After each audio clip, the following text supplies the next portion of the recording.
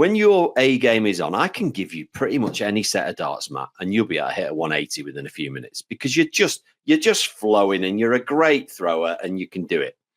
The minute that you're not on, those same sets of darts will feel difficult. They'll feel tricky. And this is the same in a fitting with players that go, oh, yeah, I've won tournaments with these. I've had multiple 180s. I've had a 9-darter. And like, right, why are you here? Yeah, there's just something not quite right. And we change it. And all of a sudden, their C and B game get better. Their A game gets a little bit better, but their B and C game get better because it's easier. Andy, this feels a bit weird because I'm sat in the same chair. I'm in the same place. I've got the same light, same computer, same microphone that we normally have, but we're on a different channel.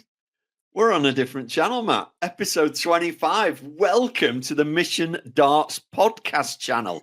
Imagine when we're looking back in 5 years when we're on episode, I don't know, I can't work that out that quick, and going, 27. Wow, do you remember that? The very first one on the new channel. Guys, if you're here, thank you. Thank you for coming along for the journey. Do us a favor, share it with somebody today. Share this link with somebody today and get some other people watching our darts podcast because we're on this channel's just for podcasts and clips of the podcast that we're going to share with you. So thank you to everybody that's here. I know we've still got people saying, Matt, I'm in the club. I've watched every episode. So fair play to you. Fair play to you for being in the club, whether you're listening in your car, whether you're watching us on YouTube. Thank you. And here we are, episode 25, Matt. Do you know that's nearly 6 months? That's a week of 6 months. Where's that time gone? When you put it that way, like, yeah, it's quite... the world's smallest coffee. Sorry, those of you that are listening can't see what I've put. In a fancy glass, of course it is. Yeah, he's not got like a mug. Or, you know, like, it's got to be a little fancy glass courses. But yeah, I mean, it's something that I've kind of got to look at and say, do you know what? When the idea was floated to me, I says, nah, that won't work. That won't work. And I guess it just goes to show that I'm only right 99% of the time. It does. It does. It was almost a bit like it was. We've got to give Andy some credit for this, our video guy, because Andy was like, I'd listen to podcasts all the time. And we're like, really? Like, I don't. And you were like, what? What's a podcast? You know, it was. So Andy was, yeah. You know, the Joe Rogan and all this. And I was like, yeah, I've listened to the odd one. I started listening to a golf one and this, that, and the other. And I was like, that might work. We've always got something to say about what's going on in the world. And you were like, nah, nobody's going to want to listen to us every week. Here we are, episode 25. Over 400 subscribers on the new channel already, which is phenomenal. And we now get to do it my way, because my way of doing the podcast was this. You get your long form content, which is for if you want to sit down and listen to the whole thing, or if you just want to sit down and listen to individual topics, like Andy's conspiracy theory about things. Matt and Andy talk about Bo Greaves in 2025. We can clip all those out now because we can't do that on the main channel. That's why this channel exists. So we can use hot topics and hot conversations as individual videos rather than flooding the main channel. And then you'll lose all your content, like your coaching content and your rate my hockeys. They become hard to find when it's flooded with me and you just talking about different topics. Yeah, and it's come about, hasn't it? Because we're making more content, Matt. And, you know, we're talking about, you know, we're even talking about 5-day-a-week content in the future, which the podcast would get lost. Like you're saying, all the clips would be lost. So dedicated channel for that now, which is brilliant. And what a week to start. Mission launch week, you know, and the reaction to the new darts. Phenomenal, as we expected, especially a certain Matthew Edgar dart, some pro player somewhere, I think. Yeah, they've been selling quite well, which is quite good to see and quite nice. I tell you what, right?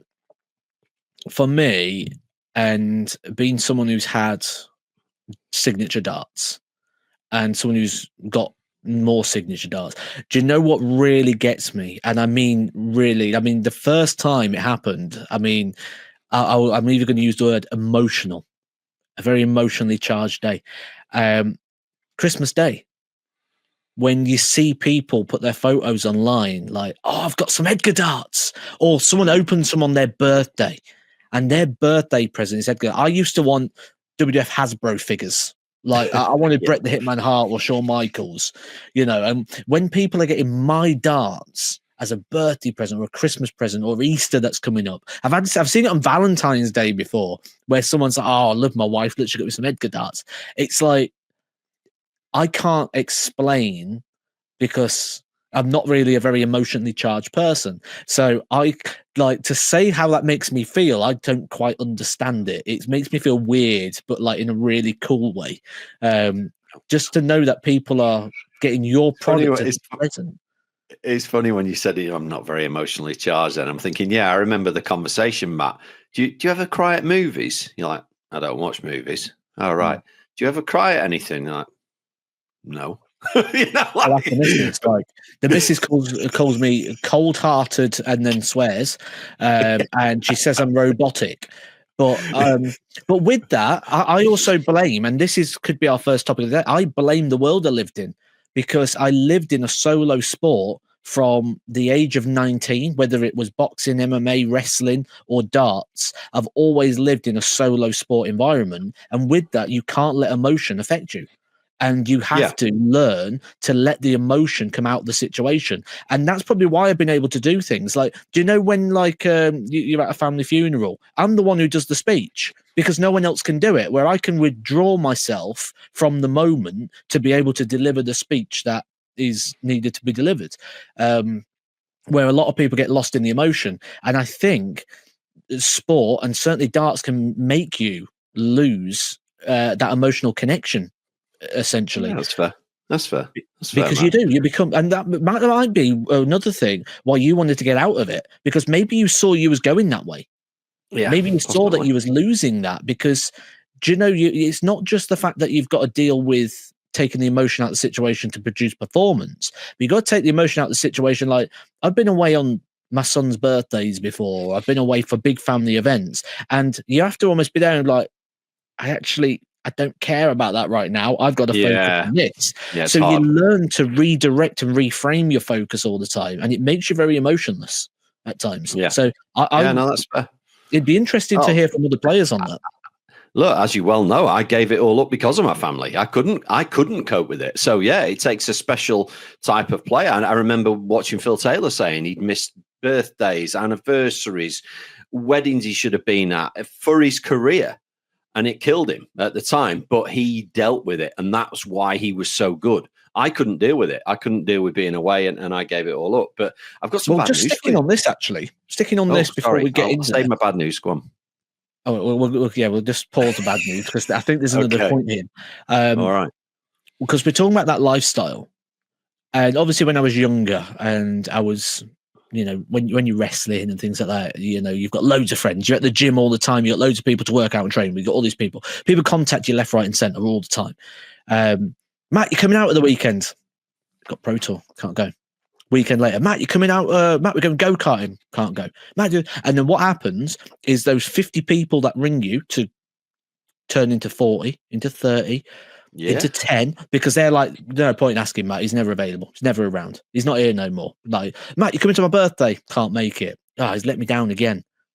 Yeah. And then that 50 people becomes 2, becomes 1. Yes. Yeah, no, you're right. You watch that pool of people that, and this is the thing, when people go, I want to get to be a professional dart player, look at the circle you're in right now. You will stick with one of those people. One person will stick with you. Everyone else will go because you no longer fit their life.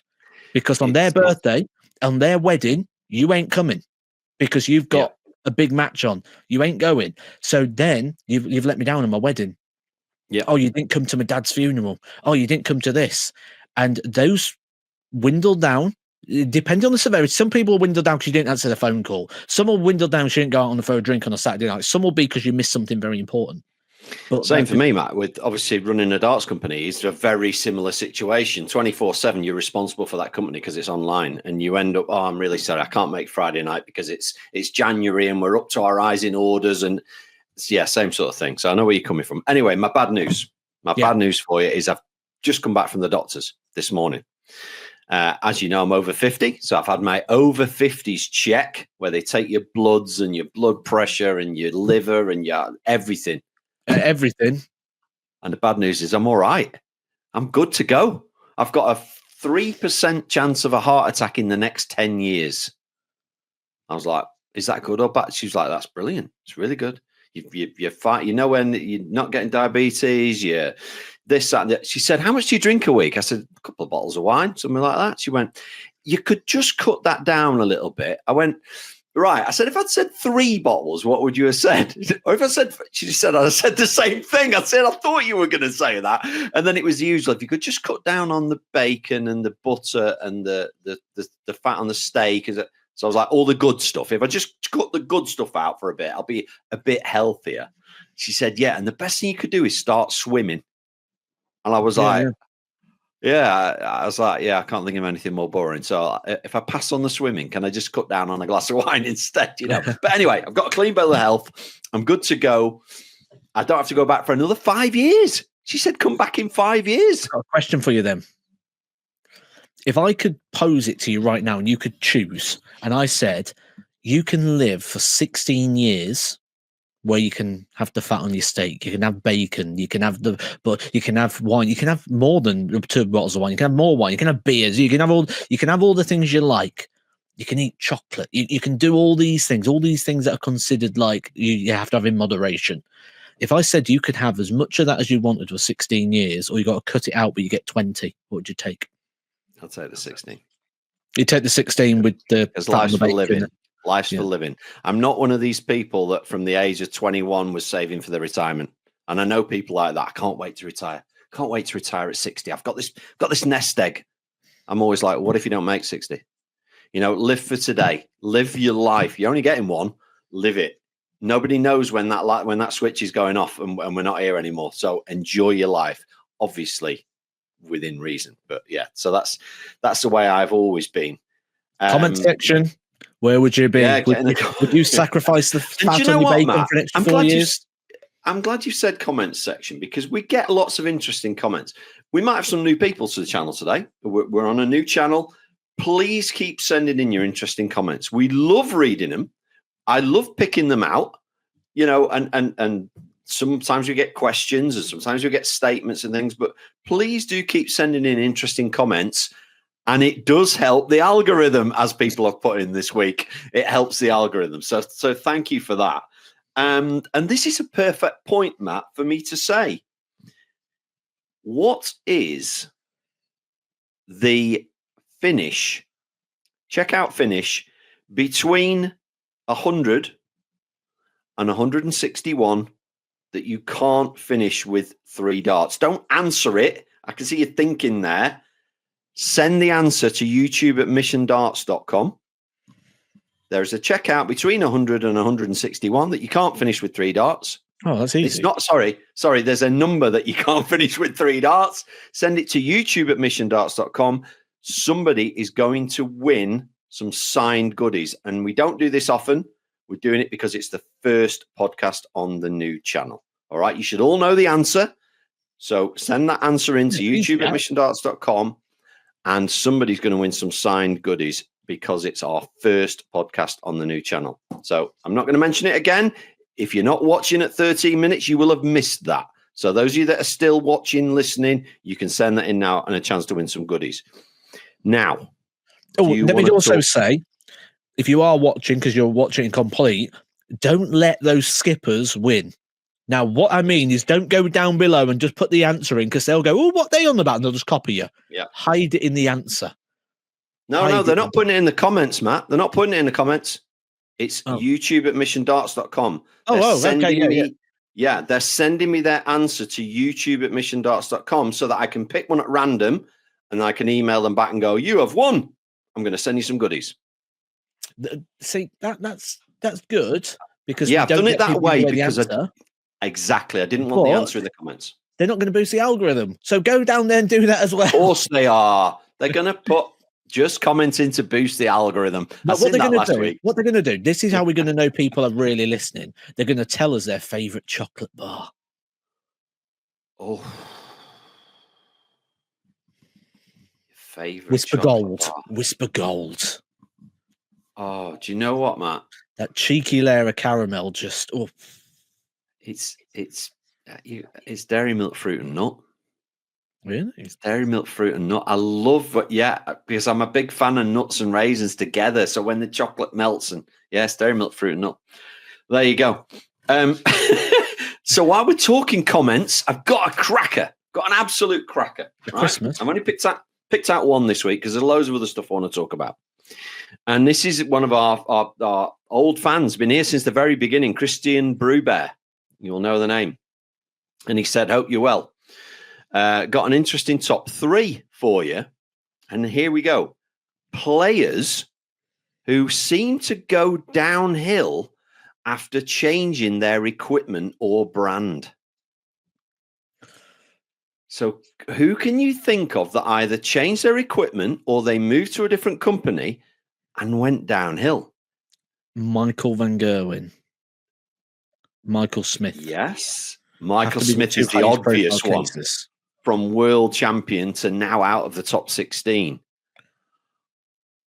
I've got a couple here that I've thought Clements with his manufacturer when he made the world semi? Clements is at the top of my list. He's dropped out the top 24. Is that the 32, isn't he? No, I think he's still in the 32, just about. I think he's like 29 or something. I think he's well out. Unless I've not looked at the up-to-date one. But while you're looking at that, wow, that's a massive fall from grace. So Clements, Mike Smith, we've said. Now, I've written down Kim Hybrex. Okay. Because he changed brand. I don't know. I mean, obviously, if you change brand, you change equipment anyway, because you have to have a slightly different dart. And my other one was Whitlock. Do you remember when he burst onto the scene and hit everything and went like top 10 in the world within no time? And then he changed his darts. He went from that really weird, almost, I want to say Mervyn King-esque kind of dart. Then he tried something completely straight. That didn't work. Then he went back on. I've got another for you. I've got a cracker. Jelle Klassen. Have a look at Jelle Klassen's darts when he won Lakeside. I had a set. Bulbous at the front, long points, push point at the back. And then have a look at the iterations ever since. Completely different. And he's never won anything since. So how about... Oh, it's a great question. Top player who has struggled after a lifestyle change. I think there's 2 people that really come to mind. In fact, I'm going to go with 3. Phil Taylor, to a point. Every time he went on a diet, he seemed to go off form until he stopped the diet and then he came back on. But lifestyle change. So I'm going to go with 3. Better? For the worse.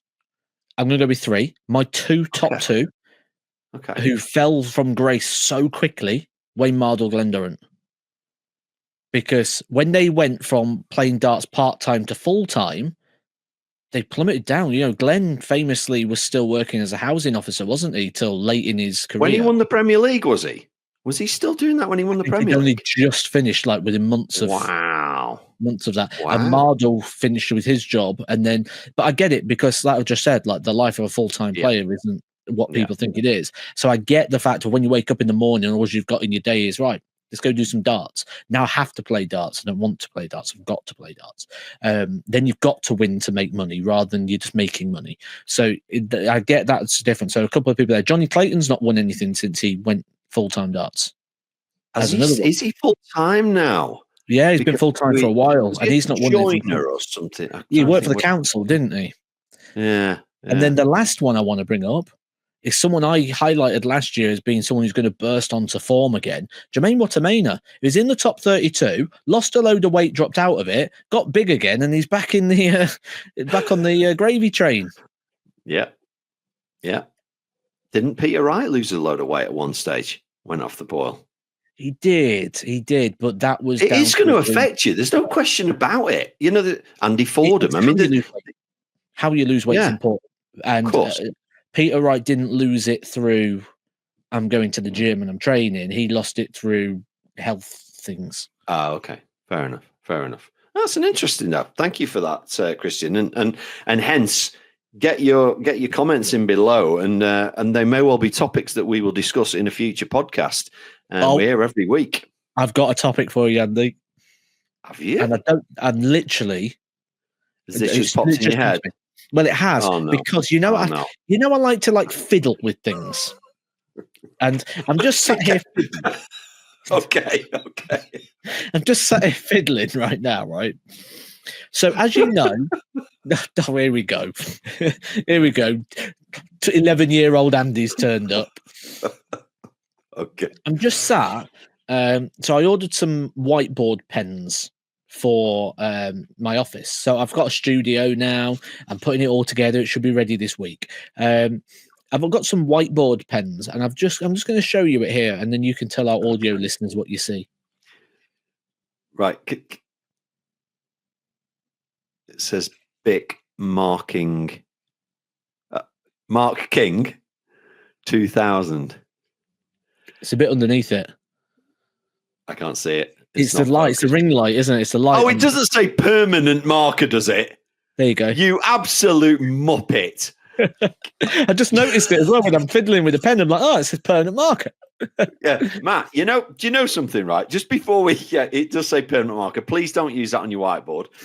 And this is just honestly, this is the guy that I work with that makes me laugh every single day, because right now I'm sure you're all screaming at the TV, mission sell whiteboard markers.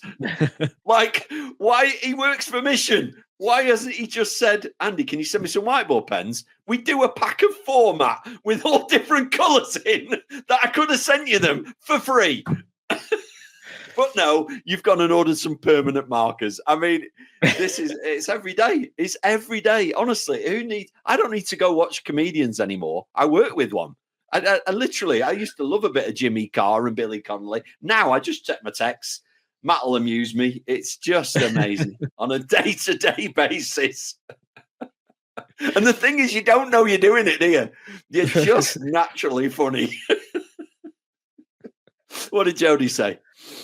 Yeah, she hasn't seen yet. No.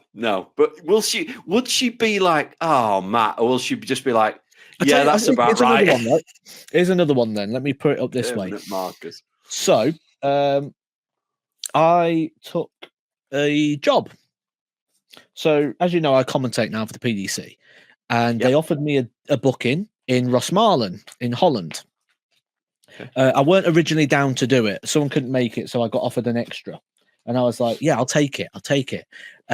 But the thing I didn't realize, or I didn't think about, is the fact my passport has expired. So I've had to drive to Peterborough to get a new passport. It's literally just arrived. So I now have a passport. So it's literally here. It's coming out of the packet. There it is. Edgar's new passport. And this is where Matt and I work so well together as a team, because I'm the sort of guy that in my phone, my expiry date for my passport is set 6 months before it expires in the future, as a reminder. It'll send me a message saying your passport's about to expire. Make sure you sort it out. Matt's the sort that would pick his passport up on the day of travel and go, oh, it's expired. And that's why we work so well as a team, isn't it, Matt? What are you reading now? Looking at it. It said I needed to sign it, but I don't know where I have to sign it. It doesn't have a spot. Oh, no, there it is. Yeah, sign it there. Anybody watching this podcast for the first time that's got 23 minutes in is sort of going, did they actually talk anything about darts? Wasn't the World Series on last week? Yeah, so let's jump into the World Series, Matt, because there's loads I want to say. And I'm going to kick it off. Well, first of all, I'm going to kick it off with something that's made me smile. And then I'm going to kick it off with a rant. It's an Andy rant coming. So the thing that's made me smile, the greatest crowd interaction ever. Kevin Dowitz. He's my new favorite player. He's my new favorite player because the crowd sing, Doots, there it is. Dudes, there it is. And I think that's absolutely brilliant. Those of you old enough to remember that the song, they started doing it, and I was like, it's so relatable to like you can sing it in any language. I was like, that is brilliant. What a brilliant song. Now, do you remember when Vincent van der Voort, and it was Vincent van der Voort, you know, when the crowd get involved like that, it's almost like a football chant. Now, if you can get the crowd doing that, they're on your side, mate. They're on your side. Not Wherever he goes now, it's going to be Dukes. There it is. It's brilliant. Love it. It's got to be his walk-on song. It's got to be. Got to be. It gives him individuality. And you know I'm big on individuality. Yeah. Because not only the individuality is also great for the whole world that you live in, especially when you live in a world of branding, marketing, darts, and everything that comes with it. So I think that could be, like you say, something that's good for him. Could be massive. He has to come on to that walk-on song. The crowd will get behind him. I think he's going to have a good year. Clearly, he's playing fantastically well. Good luck to him. And then I've got a lot to say about Stephen Bunting. I've got a lot to say. So I'm going to make a prediction that he's going to win a major in 2025. Okay, there's my prediction. Because what I'm seeing from Stephen, since he's changed his darts, finally he's gone to a heavier dart. His dart is, look, I'm an analyst like you. We watch players' darts and what's going on, and the Sky cameras are so good. His dart is flying differently. He's no longer having to push it as hard as he used to with those little 12-gram things. The dart's flying beautifully. He looks a winner again. I thought it was unfortunate not to win last week. The way he is playing, the fact that he's got heavier darts, I just see him winning a major this year. I see him winning a major, and in this, and before you react to that, in the same breath, he's driving me beep insane. Because if he starts 1-2-1 on the bull one more time, I'm gonna lose my mind. Matt, please, as an analyst, tell me that it's been analysed that is not the right way to start 1-2-1.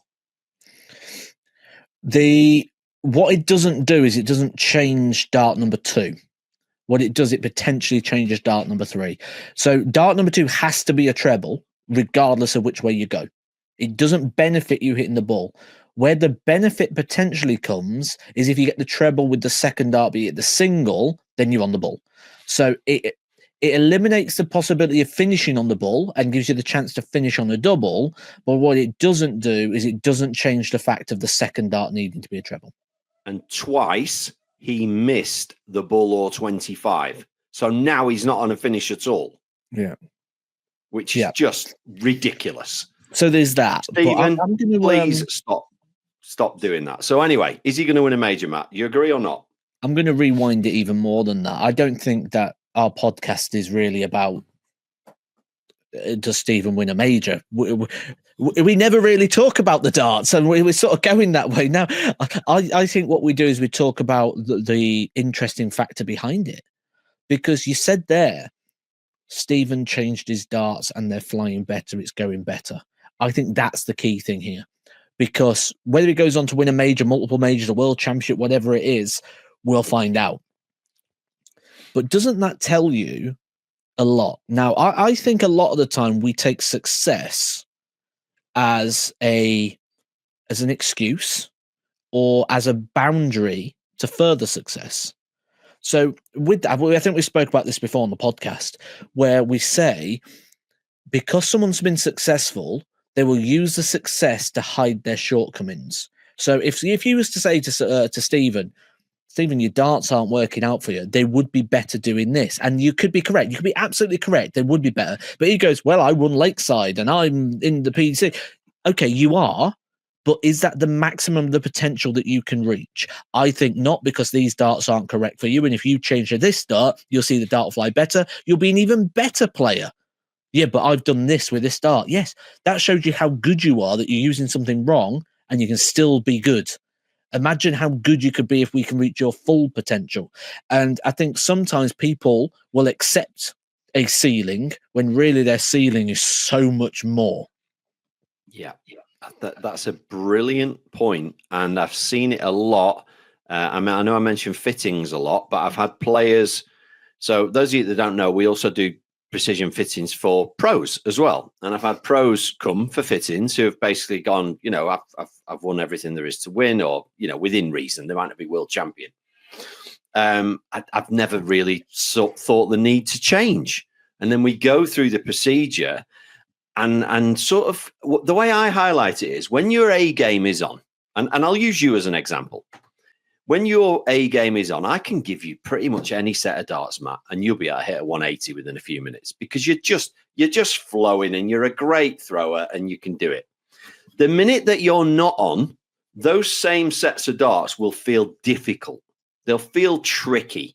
And this is the same in a fitting with players that go, oh, yeah, I've won tournaments with these. I've hit multiple 180s. I've had a 9-darter. And like, right, why are you here? Yeah, there's just something not quite right. And we change it, and all of a sudden their C and B game get better. Their A game gets a little bit better, but their B and C game get better because it's easier. And I think this is sort of similar to what you're saying, is people will live on their past like you could have done. But you went, oh, no, I'm going to change my grip. I'm going to change my grip and see if I can get better. And yeah, I've done quite quickly, but it's that you can't live off, yeah, I've done something amazing, therefore I'm never, ever going to change it. Because there's always might be a reason to change things to get even better. Phil Taylor, 16-time champion of the world, amongst every other title he won. Was he 100% what he could achieve? No. Exactly. No. I believe Phil Taylor could have broke 20. And he lost games because he couldn't count correctly. He went the wrong way for checkouts. He was using the wrong equipment for a lot of years. He didn't be consistent in regards to the nutrition and how he managed his body. So his weight would fluctuating high and low, which would change his balance a lot. So, Phil Taylor won 16 world championships. Yes, greatest player of all time. I don't think he will ever be beaten. But was that his maximum potential? No. He could have done more. And that is scary to think about that way, that he wasn't. Yeah, absolutely. And he got 16 more titles. One of the greatest sportsmen of all time. Without a doubt. Yeah, incredible. And so, never keep searching for that extra 1%. I think it's really important. And one thing I've seen this week, Matt, I watched quite a lot of the World Series. I got quite into it. I just had a bit of time and I started watching it, and I've got a bit of a theory on Luke Littler. So obviously he got beat again, and it's the short formats. That's where you're going to get to Luke. If it's best of 11, you win the bull.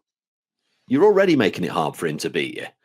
In the short formats, he's beatable. But watching his game and the way he turns it on for 5 or 6 legs, I cannot see how he gets beat longer format. I just can't see it. If he plays, I don't care who it is. I don't care how many times he plays him. If he plays first to 15 legs, so I'm thinking world match play, I just don't know how anybody beats him. Because there will be a point when he has 6 legs where he goes 12, 12, 11, 10, 11. And you just go, and you can't give somebody 5 legs. So I think people expecting him to win everything this year. In my head, the shorter formats, Euro Tours, World Series, I think he'll get beat. Longer format, I can't see him getting beat. I just can't see it. That was always the logic, wasn't it? The longer the format, the better the player will always come to the front. Like if I played you 1 leg, you might win. But if we played 5, I'm more likely to win. If we play 10, that increases the chances I'm going to win again. If we play to 20, now it's a safe bet. If we play 30, you wouldn't back against it. So and same in every sport, I guess. I beat Van Gogh in best of 11. I beat Luke Humphries. I beat Michael Smith. I beat all the top players over best of 11 short format games. I would probably not touch Van Gogh in a race to 15. I would never beat him because it's too long of a format. I've got to beat him for too long. I've got another bit of a rant, and I want to know your take on it. And I'm going to relate it again a little bit to golf, because it's been kicking off in golf about this same thing this year. Rob Cross won 300 averages on final day. Fair play to him. No, I'm going to explain why. Rob Cross won 300 plus averages final day, deserved to win. Well done, Rob. Okay, played brilliant. I hate his footwear. He's wearing Adidas trainers with white stripes on the side, and I think it looks terrible on TV. Now, we're trying to bring up the image of darts. We stop the drinking on stage. It's water only. We're smartening people up, blah, blah, blah. Those trainers look terrible. Now, I'm not a fan of trainers anyway. I think you should wear black shoes. But if they've gone trainers, please make people wear black all over trainers. There's enough flipping brands out there. I'm sure he's not getting paid by Adidas. And if he is, he is. But there's enough trainer brands out there to get some black trainers. It looks terrible on TV. And they've done the same in golf this year because people have started wearing hoodies to play golf in and T-shirts instead of collared shirts. And it's all been kicking off because it's not as smart. It looks terrible, man. Yeah. So I can confirm is in the rules that type of footwear is not allowed. So the only thing I can think about is that there would have been an issue maybe with his luggage getting over, and maybe his shoes or his whatever he'd normally wear wouldn't have got there, and he only had these ones.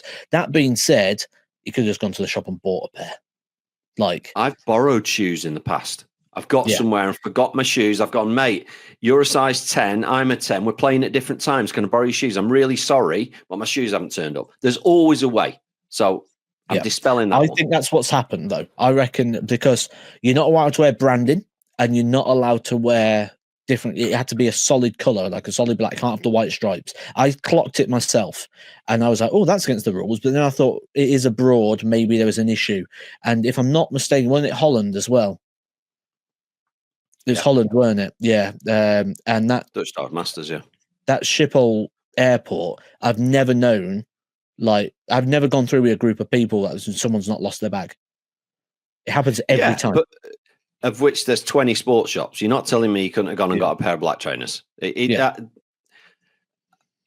or borrowed some, or somebody could have been sent out to get some. You've got all day before he was playing.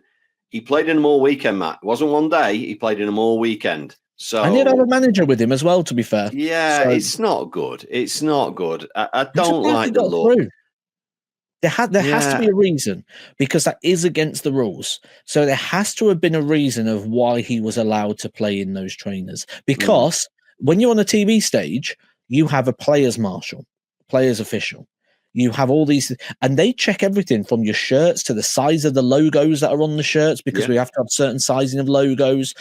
Everything is checked. So there would have been a reason that got approved. We just don't know what that is. Whatever it is. We'll find out at the next tournament, won't we? Because if he's wearing them again. I'm not a fan. I'm not a fan. Smarten up the sport. Don't let it. I know we've changed the black trousers thing now, haven't we? If you get special permission, you can have tartan trousers, or you can have Peter Wright trousers, or you can have Scott Williams trousers. All these people are wearing different trousers now. I know we've changed the rules, but they are still trousers. What we're going to have next? Somebody turns up in a pair of tracksuit bottoms, grotty trainers, and a t-shirt. It would look ridiculous. Baseball cap on backwards. Yeah, let's go back to Rod Harrington. Let's play in a tie. Let's get a shirt and tie on. Come on, go on, Rod. Wearing your shirt, tie, and waistcoat, Mr. Smart. Love it. Right. No, I'm joking. The YouTuber in me thinking here, Andy. Now, remember we said we was going to be. Remember we was going to talk about different topics and things, and we said we're going to clip things out. I mean, right there's about a 4-minute clip where we circle Rob Cross's trainers, illegal, pointing at them. There's your thumbnail sorted. First 4-minute clip there for the new podcast channel, Bosh.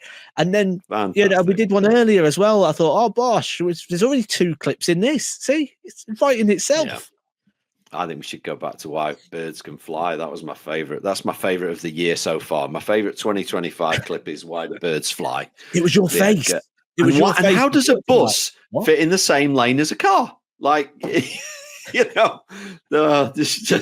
Just non-stop. Like I say, guys, I'm in a very lucky position that I get to spend a lot of time with Matt. And even when I'm not with him, I'm kind of with him because he sends me over 100 text messages a day.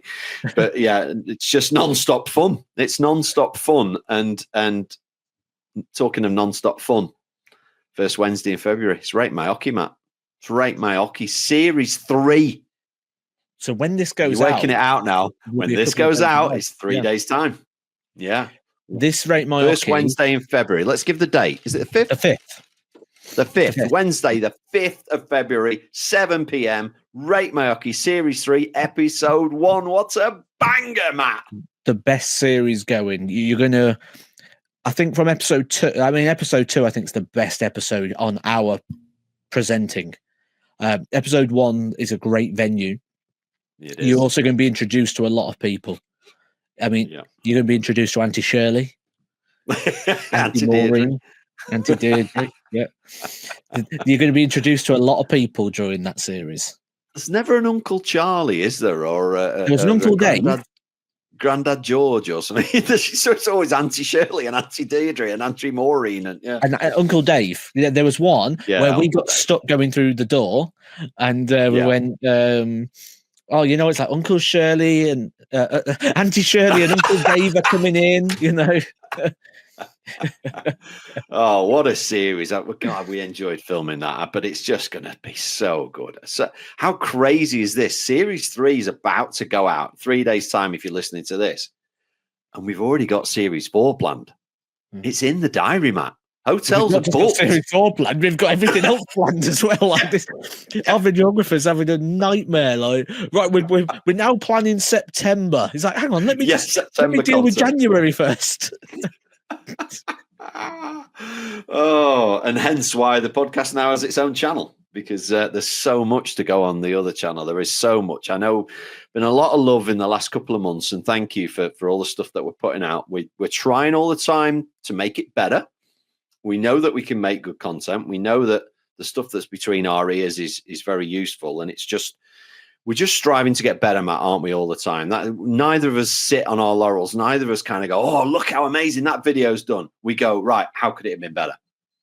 We just spoke about that when we talked about other people and Stephen Bunting's darts. I don't believe we've reached our maximum potential by a long way. And I literally watched a video today and instantly I was like, right, that's rubbish. I don't like that. Yeah. And that's terrible. And I look at it and I'm like, right, how can we change that? Because I don't like the way that is. And it's also about coming up with different ways of presenting the content as well, because the content's one thing, but how we give it you is another way as well. So, and do you know what it's like, right? If we go out for fried breakfast, and now you're talking. I've got a clean bill of health. I'm in. I'm in. And we go to the Greasy Spoon and they give us 2 sausage, 2 bacon, 2 eggs. They give us the work. Bit of oil on the plate. You know how it looks. They just slap it on. There you go. The guy behind the thing in a tank top, hairy armpits, because bosh, sausages, bosh, bacon. There you go. Have a bit of that. Or we go to somewhere you like going to and we get 2 sausages, 2 bacon, 2 eggs, but the beans are in a little canister. And they give it as in a nice little, the presentation of it. It's still the same food, but you know which one you'd rather eat. We're trying to be the beans in the little pot. In the little pot. And there's the question, Matt. If tomorrow morning they come with the full English and we say, I'm very sorry, Mr. Edgar, but we've got a new rule. You can't have everything on the plate. You can only choose one item. Which one are you choosing? Do you know what? I'm going to say it in a second because I've just got the thumbnail already for this one, right? So the first mission podcast on the podcast channel, the thumbnail is like podcast upgrade or something and being better, and then there's a pot of baked beans and my face is on every single baked bean in the little canister of baked beans, like me, like so for me, get in the comments below. I'll go first. It's the bacon. Just give me a plate of that. I think you're going to say sausages. No, see, sausages are the difference maker of a breakfast. That is the judging factor. Yes. Is it a good breakfast or not based on the sausage? Agreed. Now when even bad bacon's good. Yeah, bacon, sausages. Is it salty or not? Yeah. Yeah. Sausage is the character deciding of a breakfast quality. You have to get the sausage right. But I've changed with bacon over the years. Right. In the past, I would be warm the pan up, slap it in, out it comes. Like, and that's it. I'm ready to eat it. Barely cooked. Just change colour of it. Right. And as I've got older, I've got a real love for real crispy bacon. Like really, Really? like it's been cooked for ages. like Put it it's in the cooked, oven for about 20 minutes. It put does it back that. in again. Yeah, put it back in. Put it in the air fryer. Get it in the air No. fryer. Like, yeah. Really? Yeah. Oh no, Matt, you're ruining it there. No, it's got to be just touches the pan for me. But I'm like that with steak, aren't I? Like, just show it the pan. There you go. Right, that's it. Done. I'll eat it now. You just run it under the hairdryer on your way past. So are you fried eggs or poached eggs? See, scrambled? I'm not a massive egg fan. Really? But if I could choose, this is going to surprise you. If I could only have one, I would probably go with poached. Wow, I am surprised. It's a bit fancy. Now you're going to surprise me even more. Fried bread or toast? No, actually, I'm going to surprise you even more. If I had a choice of eggs, I'd probably go eggs Benedict. Oh my, that's it. That's it. Our friendship is broken.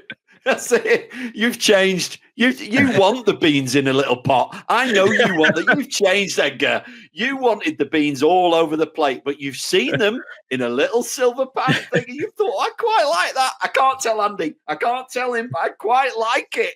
I want my eggs Benedict, please, on a side plate. I'd like my toast on a separate plate. And if you could bring it all on a silver platter, please, with white gloves, I'd love it even more. Who is this guy? Who is this guy? Again, I'm not a bread eater, really. I'm not a massive fan of bread. But for me, fried bread is, I have it and I love it when I'm in Blackpool on holiday and I'm stopping in the B&B and I come down and I get those beans that are 15 pence a can.